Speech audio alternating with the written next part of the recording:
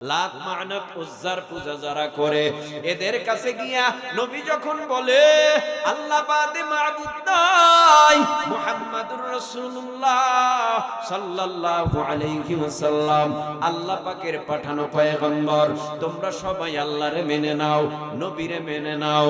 নবী কোরআন দিয়া বুঝায়, মক্কার বেঈমান কাফেরেরা কয় মুহাম্মদ তুমি এটা নিজে বানাইয়া বানাইয়া আল্লাহর নামে চালায়ে দিতেছো, তার মানে এই কোরআন আল্লাহর না, এই কোরআনটা তুমি নিজে আবিষ্কার কইরা বানাইতেছো।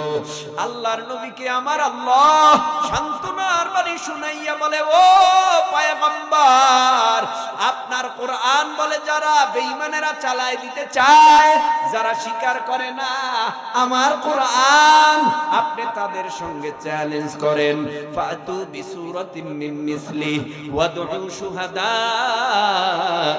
মিন দুনিল্লাহি ইন কুনতুম সাদিকিন। কষ্ট হয়? তাহলে তেলাওয়াত যদি 20 বার হয়, 20 বার যদি আল্লাহু আকবার বললে কি গুনাহ হবে? আরো জোরে বলেন, তাহলে জোরে বলেন আল্লাহু আকবার। ফাতু বিসূরাতিন মিন মিসলিহি ওয়াদউ শুহাদাআকুম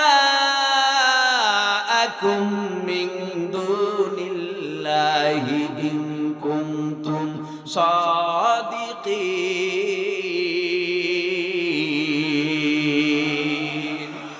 আল্লাহ পাক রব্বুল আলামিন চ্যালেঞ্জ করার জন্য আদেশ করলেন বেঈমানদেরকে, ও নবী যারা বলে এটা আপনার কোরআন, এটা আমি আল্লাহর কোরআন না, এটা যারা বিশ্বাস করে না, আপনি কুসুরাটা খানায় কাবা বাইতুল্লাহ কালা গেলাফওয়ালা ঘরের সাথে লটকায়া দেন, আর বেঈমানদেরকে জানাইয়া দেন বেঈমানরা যেন আয়েশা এই সূরার মতো একটা সূরা পারলে বানায়া দেখায়। মায়ার নবী আল্লাহর কথা মতো খানায় কাবা বাইতুল্লাহর দেয়ালের সাথে সূরাটা লিখে রেখেছে বা কাগজের টুকরায় লেখা লটকায়া রাখছে।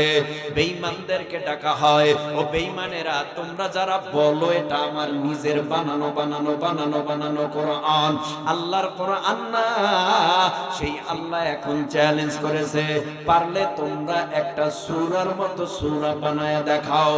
পয়গম্বর মুহাম্মদুর রাসূলুল্লাহ সাল্লাল্লাহু আলাইহি ওয়াসাল্লাম এই কথা বলার পর সকল বেঈমানেরা আসলেন, কাগজ নিয়ে আসলেন, কলম নিয়ে আসলেন, কত সাহিত্যিক শিক্ষিত পণ্ডিত, কত ভালো ভালো শিক্ষিত আয়েশা এবার সূরার মতো সূরা বানাবে।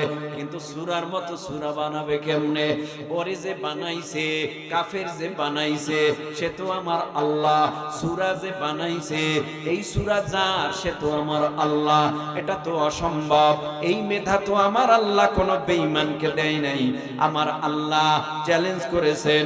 বেঈমানরা চ্যালেঞ্জের মোকাবেলায় যাইয়া ঠোঁট কামড়ায়, আঙ্গুল কামড়ায়, জিহ্বা কামড়ায়, না না না, এটা আমাদের পক্ষে সম্ভব না, এটা দুনিয়ার কোন মানুষ রচিত কোরআন না, এই কোরআন হলো একমাত্র আল্লাহ। কি বুঝলেন? ওরা চ্যালেঞ্জের মোকাবেলায় ফেল করলো। আল্লাহ পাক রব্বুল আলামিন এই সূরাটার অনেক লম্বা কথা আমি সংক্ষেপে বুঝাইয়া যাই। ও পর্দার আড়ালের মা গো, একা একা নীরবে বৈশা কিছু সময় কথা শোনো, হয়তো বা 2-1 ফোঁটা চোখের পানি যদি ফেলতে পারো, হতে পারে আজকের এই মাহফিল পরকালে নাজাতের ব্যবস্থা। আল্লাহ বলেন, ইন্না আ'তাইনাকাল কাউসার। ও পয়গম্বর আরবি সাল্লাল্লাহু আলাইহি ওয়াসাল্লাম, নিশ্চয়ই আমি আল্লাহ আপনাকে হাউজে কাউসার দান করলাম। জোরে কোন সুবহানাল্লাহ। হাউজে কাউসার অনেক বড় দামি এক নিয়ামত, আল্লাহর তরফ থেকে দেওয়া। আল্লাহ পাক রব্বুল আলামিনের নবী বলে এই হাউজে কাউসারটা অনেক বড় প্রয়োজন হবে তোমাদের। যেদিন নবী মেরাজের রাত্রে জান্নাত ভ্রমণ করলেন, জাহান্নাম ভ্রমণ করলেন। জান্নাত ভ্রমণ কইরা মায়ার নবী আনন্দে চোখের পানি ফেলায় আর দোয়া করে, আল্লাহ গো আমার কোন উম্মতকে এই জান্নাত থেকে বঞ্চিত করবা না। ওই জান্নাত ভ্রমণের সময় জান্নাতের মধ্যে সুন্দর পরিবেশে একটা হাউস দেখতে পেল নবী।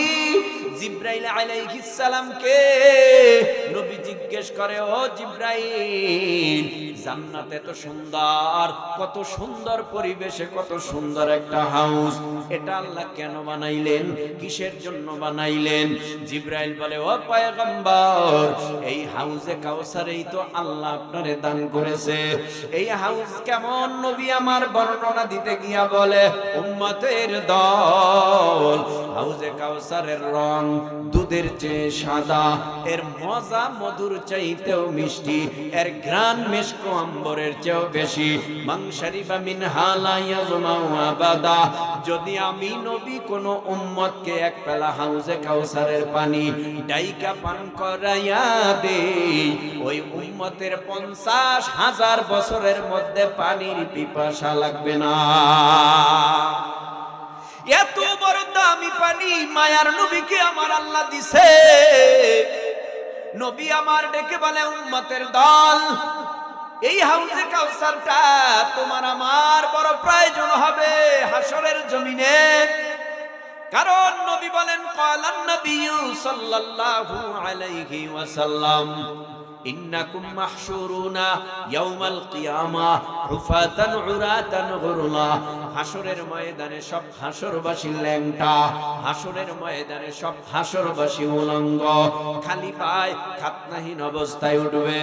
এ যুব সমাজ অন্তর নরম বানায়া দাও ভাই, ও মুরব্বি বাবা অন্তর নরম বানাইয়া দেন। হাসরের জমিনে সবাই ল্যাংটা, খালি পায় খাতনাহীন অবস্থায় ওই ময়দানে দাঁড়াবে। দুনিয়ার থেকে 13 লক্ষ গুণ বড় সূর্য হাসরের জমিনে মানুষের মাথার অতি নিকটে চলে আসবে। আল্লাহ বলবে, সূর্য তোর মধ্যে পাওয়ার যা আছে আমি অর্ডার করলাম সব পাওয়ার গুলি ছেড়ে দাও। মানুষ 2 পায়ের তালুর নিচে যতটুকু মাটি, এতটুকু মাটির উপরে দাঁড়ায় থাকবে। ইয়াউমান কানা মিকদারুহু 50 আলফা সানা, 50,000 বছর মানুষগুলি হাসরের জমিনে দাঁড়ায় থাকবে। ওদিকে সূর্যকে বলবে, সূর্য হাসরবাসীর মাথার উপরে চলে যা। সূর্য মাথার অতি নিকটে চলে আসবে। আল্লাহ বলবে, পাওয়ার যা আছে ছেড়ে দাও। সূর্যের পাওয়ারে হাসর জমিনটা পুরে তামা। ও যুবক ভাই, তামার সাথে কেন তুলনা? লোহার সাথেও তো করা যেত, পিতলের সাথেও তো করা যেত, তামার সাথে কেন হাসরের ময়দানের তুলনা?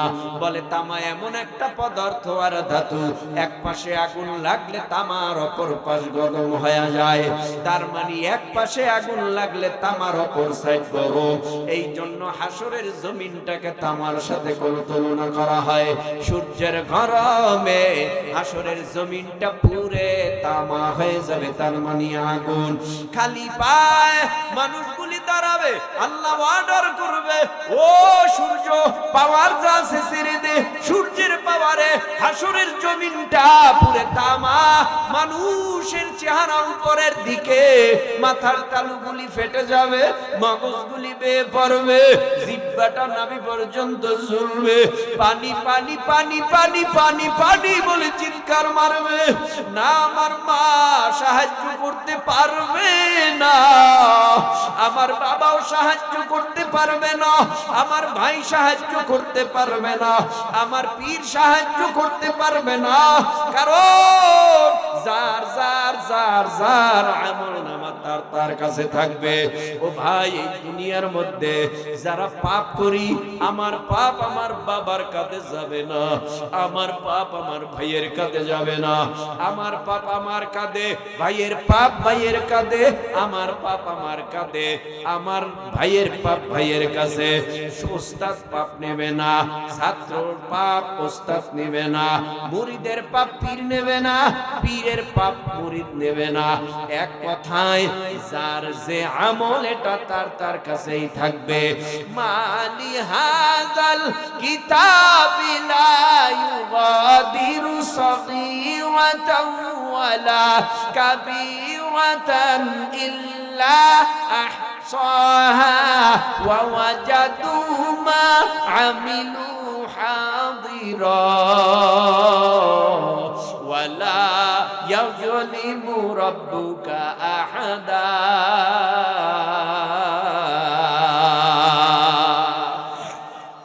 মালি হাযাল কিতাব, এটা এমন একটা আমলনামা, লা ইউগাদিরু সগীরাতান ওয়ালা কাবীরা, ছোট নেক বড় নেক, ছোট পাপ বড় পাপ সব লিপিবদ্ধ হয়।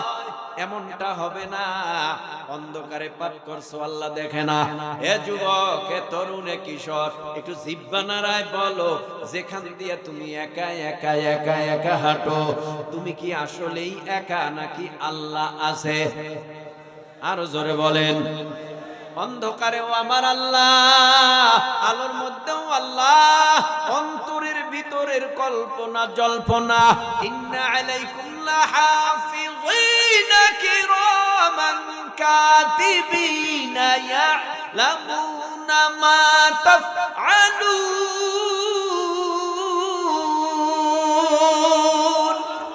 দুই কাঁধে দুইজন ফেরেশতা, সাংবাদিক হইয়া আরো সহযোগী 19 জন, সব লিপিবদ্ধ হইতেছে। এমনটা হবে না যে অন্তরের খবর তারা জানে। দুই কাঁধে দুইজন কিরামান কাতিবিন, অন্তরের খবর জানে না। অন্তরের খবর জানে একমাত্র কে? জোরে বলেন কে? ওয়া আসিররু কাওলাকুম আও জাহারু বিহি ইন্নাহু আলিমুম বিযাতিস সুদূর। আমি কিন্তু গল্প শুনাই না, কোরআনের আয়াত শুনাইতেছি, নবীজির হাদিসের কথা শুনাইতেছি। এই বয়ান যদি ভালো না লাগে মনে করতে হবে কপাল পড়ে যায়। কারণটা কি ভাই? আমি আগেই বলেছি, কোনো দ্বন্দ্ব নাই। আমরা সারা দুনিয়ার মধ্যে যত মুসলিম আছে, সমস্ত মুসলিম একটা শরীরের মতো, ঠিক কি না? বন্ধু, তোমার পা কেটে গেলে ব্যথা হয় কেন বুকে? বন্ধু, তোমার হাত ভেঙে গেলে চল আসে কেন চোখে? বন্ধু, তোমার ভাই মরে গেলে তুমি কাঁদো কোন দুঃখে? বন্ধু, তোমার ঘর পুড়ে গেলে ভেঙে পড়ো কোন সুখে? বলবে আমায় পাগল, তুমি বোঝো না সহজ কথা, যে কোনো অঙ্গে আঘাত পেলে যে সারা দেহ করে ব্যথা। শিরায় শিরায় রক্ত দ্বারায় মিশে যায় যন্ত্রণায়, প্রকৃতির সেই শাসক বিধান তুমি কেন বুঝলে না? ওগো বন্ধু আমার, তাহলে এবার আসল কথাটা শোনো। সারা দুনিয়ার মুসলমানের ভেদাভেদ নাই কোনো। ওগো বন্ধু আমার, তাহলে এবার আসল কথাটা শোনো। সারা দুনিয়ার মুসলমানের ভেদাভেদ নাই কোনো। উত্তর হতে দক্ষিণ মেরু সকল মুসলমান, সাদা কালো আর ধনী গরিবি সবে এক দেহ এক প্রাণ। মুসলমান আমি তো মুসলমান, তুমি তো মুসলমান, সবাই তো মুসলমান। হে যুবক, তুমি বাঙালি হও কিংবা ইন্ডিয়ান, কিংবা জার্মানি জাপানি কিংবা চাইনিজ রাশিয়ান, স্প্যানিশ ড্যানিশ ফরাসি কিংবা ব্রিটিশ আমেরিকান, আরবিয়া জমি ইরানি তুরানি তুর্কি বা আফগান। মুসলমান আমি তো মুসলমান, তুমি মুসলমান, সবাই তো মুসলমান। তুমি সাদা হও কিবা কালো হও, দেখো রক্ত তোমার লাল। সুখী হও কিবা দুঃখী হও, রেখো ঈমান নির্ভেজাল। কাছে রাও কিবা দূরে রাও, তবু কাবাই তোমার ঘর। স্লোগানে তোমার কেঁপে উঠে আজ পৃথিবীটা থর থর। মৃত্যু তোমায় জানাই সালাম, দূরে থাকে শয়তান। মুসলমান আমি তো মুসলমান, ঠিক কি না? তুমি তো মুসলমান, সবাই তো মুসলমান। হতে পারো তুমি প্রাচ্যের কিবা হতে পারো প্রতিচির, হতে পারো তুমি সংসারী কিবা হতে পারো মুসাফির। হতে পারো তুমি প্রাচ্যের কিবা হতে পারো প্রতিচির, হতে পারো তুমি সংসারী কিবা হতে পারো মুসাফির। যদি শুনে থাকো কোথাও কখনো মাজলুমানের ডাক, গৃহ পরিবার প্রেয়সী বন্ধু পরে থাক, পরে থাক। ছুটে যাও আগে দুর্বার বেগে জিহাদের ময়দান, ঠিক না? ছুটে যাও আগে দুর্বার বেগে জিহাদের ময়দান। মুসলমান আমি তো মুসলমান, তুমি তো মুসলমান, সবাই তো মুসলমান, ঠিক কি না? আহা, অবস্থা খারাপ, বেগতিক। মিডিয়ায় ঢুকলে, ইউটিউবে ঢুকলে খালি দেখি পচা গান্দা খবর। কিসের পচা গান্দা খবর? বাংলাদেশের মধ্যে নাকি এই জমিনে হিন্দু যারা আছে এদেরকে নাকি আমরা ঘর বাড়ি জ্বালাইয়া মাইরা বালাই। আপনাদের অত্র অঞ্চলে 2-4 জন হিন্দু ঘর আছে না নাই? এরা আরামে আছে না? আরো জোরে বলেন। তাহলে কেন এই 15 বছর তো বললো না? হঠাৎ সেই দেশে মেহমান গেছে, হঠাৎ কইরা কেন এই আওয়াজ দেয়? হঠাৎ করে আওয়াজ দেওয়ার কারণ, আগে দাদাগিরি চলতো, এখন আর বাংলাদেশে দাদাগিরি চলে না। কারণ দাদাগিরি আর চলে না, এখন আর তাদেরটা খায় না। এ জনগণ অনেক সোচ্চার হয়েছে। বন্ধুত্ব থাকবে চোখে চোখ রেখে, কিন্তু বন্ধুর চোখ রেখে রাখতে চায় না। এখন দেখি পার্শ্ববর্তী দেশ ভারত আমাদের বাংলাদেশে বাস দিতে চায়। বন্ধু কোনদিন বন্ধুরে বাস দিতে পারে? আরে আসতে কয় কেন? এরা মনে হয় চিন্তা করতেছে ওই যে কামান ফিট করে রাখছে, মনে হয় ছাড়বে, কইলেই ছাড়বে। আরে ভাই, আমরাও তো চাই, ছাড়ো না, দেখো কত জানে কত চাও। কথা কয় না কেন? কারণ পৃথিবীর জমিনে মুসলিম ছাড়া যত ধর্ম অবলম্বী আছে এরা সবাই কাপুরুষ। কেমনে কাপুরুষ? নবী বলছে যার ভিতরে ঈমান নাই সে মরা, যার ভিতরে ঈমান আছে সে জিন্দা। তো জেতা মানুষের সাথে মরা মানুষের লড়াই হয় না, কথা বলো ঠিক কিনা? তাহলে বেঈমান যারা, এদের মধ্যে ঈমান নাই, এরা যত হামতামাই করুক এরা ভয় পাইতেছে। নাই নেপাল, নাই আফগানিস্তান, নাই পার্শ্ববর্তী কোন দেশ বন্ধু হিসাবে, শেষ পর্যন্ত বাংলাদেশটাও হারাইছে। এখন চতুর্মুখী ভয়, না জানি কি হয়, চতুর্মুখী ভয়, না জানি কি হয়। আমরা জানি আমাদের বাঙালি মুসলমান কত যে বিএসএফ এর হাতে গুলি খাইয়া মরছে। আপনাদের আশপাশেই তো বর্ডার এলাকা, কথা কন না কেন? কত জায়গায় মরলো এই 15 বছরে, খালি কিছুই পাইলাম না। কিন্তু যখন বলল এখন আর পেট দেখামু না, পিঠ দেখামু না, পেট দেখামু, বুক দেখামু। তার মানে হইল ওই ওরা যদি আমাদের উপরে আঘাত করে পাল্টা আমরাও আঘাত করব। তার মানে মুসলমানরা আগে বেঈমানদেরকে ধরে না, বেঈমানরা যখন ধরে তখন মুসলমান ধাওয়া দিলে এরা ইঁদুরের মতো করতে পালায়। কি ভয় পাইতেছে? আরে ভাই 15 বছরেই আমরা কথা বলছি মাঠে ময়দানে, আমরা ভয় পাই না তো এখন কিসের ভয়? কোনো ভয় আছে না। আগেও যেরকম হইতো এখনো তেমন হইতেছে, ভয়ের কিছু নাই। কারণ নবীজি মক্কায় যখন সব বেঈমান তখন এই কোরআনের দাওয়াত দিছে, নবীরে বলছে চুপ, কালেমার গান চলবে না, কোরআনের হকের আওয়াজ চলবে না। নবী কয় আমি বলবই, আমার গায়ে পাথর মার, মার, আমাকে অপমান কর, কোনো অসুবিধা নাই, জেলে ঢুকাবি ঢোকা, আমাকে মারতি মার, তবু আমি কোরআনের পথ থেকে সামান্য পরিমাণ, এক চুল পরিমাণ পিছপাও হব না।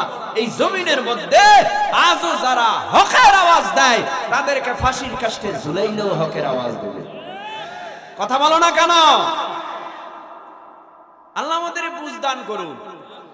ওদের কাছে কামান থাকতে পারে, বিমান থাকতে পারে, ওদের কাছে সারা পৃথিবীর অত্যাধুনিক অস্ত্র থাকতে পারে। ওই অস্ত্রের ভয় মিডিয়ায় দেখাইয়া এই বাংলাদেশকে কাবু করা যাবে না। কারণ এই বাংলাদেশের মুসলমানের ভিতরে ঈমান আছে, এরা মরতে জানে, এরা মরলে শহীদ, বাঁচলে গাজী। এরা ভালো করে জানে যত বড় চক্ষু গরম করো নাই কেন, এদেশের মুসলমানরাও চক্ষু উগরে ফেলতে জানে। এত সহজ না। এ দেশ মুসলমানের দেশ। কথা বলেন না কেন? আমি বলতে চেয়েছিলাম এদেশে হিন্দুরা বসবাস করে জামাইয়া ধরে, খ্রিস্টানরা জামাইয়া ধরে, এহুদি নাসারা, চাকমা, মগ, শিখেরা জামাইয়া ধরে বসবাস করে। কিন্তু এদেশের সরকার যখন চলে গেল, চলে যাওয়ার পরে যারা এই দল করছিল হয়তোবা 2-4 জন এই দলীয় ভাবে তাদের বাড়ি ভাঙচুর হতে পারে। কথা বলেন না কেন? হতে পারে, এটা দলীয় ব্যাপার। কিন্তু এদেশে যত হিন্দু আছে আরামেই আছে, এরা হারামে নাই। কথা বলেন না কেন? এরা ঠিকভাবে চলতেছে। কই হিন্দুরাই তো বিজ্ঞপ্তি দিল যে আমরা আরামে আছি, তারপরেও তারা মানে না কেন? মূল উদ্দেশ্য হলো এদেশের চিন্ময় প্রভু না, মূল উদ্দেশ্য হলো এই দেশে দাদাগিরি চলে না। এটা হলো আগের মতো আর পারে না, আগের মতো আর করতে না। ওই দেখেন না, ওই ইন্ডিয়া থেকে কত হুঙ্কার দিতেছে, পেঁয়াজ বন্ধ করে দিমু, চাল বন্ধ করে দিমু।